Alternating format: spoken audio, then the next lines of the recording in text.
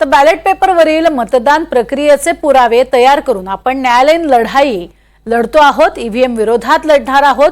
गावकरी पोलीस आणि प्रशासन यांच्यासोबत बैठक घेऊन बॅलेट पेपरवरील मतदानाचा निर्णय ठरेल, अशी माहिती आमदार उत्तम जानकर यांनी एनडीटीव्ही मराठीशी बोलताना दिली आहे।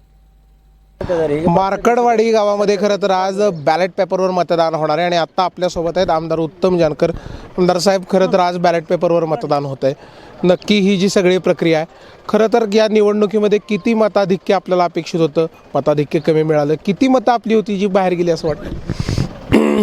नक्कीच या तालुक्यामध्ये 23 तारखेचा निकाल हातामध्ये आल्यानंतर असं तालुक्याला शॉक झाला, धक्का बसला आणि असं कधी घडू शकत नाही।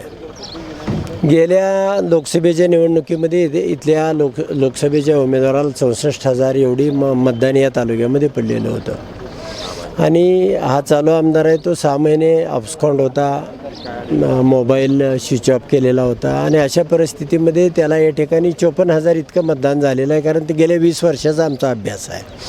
मोहिते पाटील आणि आम्ही एकत्र असताना अशा पद्धतीनं मतदान या ठिकाणी होतं आहे आणि त्याला 1,08,000 मतं, त्याची 54,000ची म्हणजे आमचं प्रत्येक मत हे शिफ्ट झालं आहे असं आमचं मत आहे।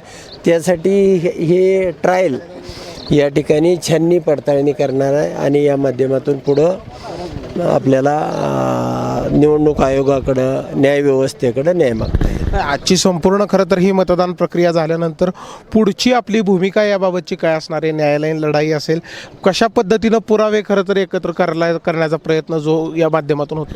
नाही, नक्कीच हा पुरावा म्हणून त्या ठिकाणी जर मला मताधिक्य मिळालं तर हा पुरावा म्हणून त्या ठिकाणी आपल्याला वापरता येईल आणि आपल्याला न्यायव्यवस्थेमध्ये मांडता येईल, गावांची मतंही मांडता येतील, काही ॲफिडेविट घालता येतील आणि निवडणूक आयोगाकडे सुद्धा अशा पद्धतीनं आपल्याला ते करता येईल।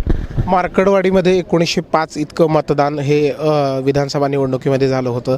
आज किती मतदान होणं अपेक्षित आहे, का तेवढंच पूर्ण होईल?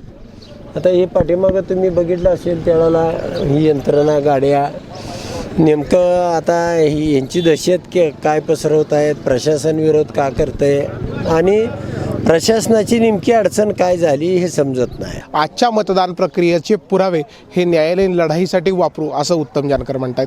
व्हिडिओ जर्नलिस्ट राजू मिसाळसह संकेत कुलकर्णी, एनडीटीव्ही मराठी, मार्कडवाडी, माळशिरस, पंढरपूर।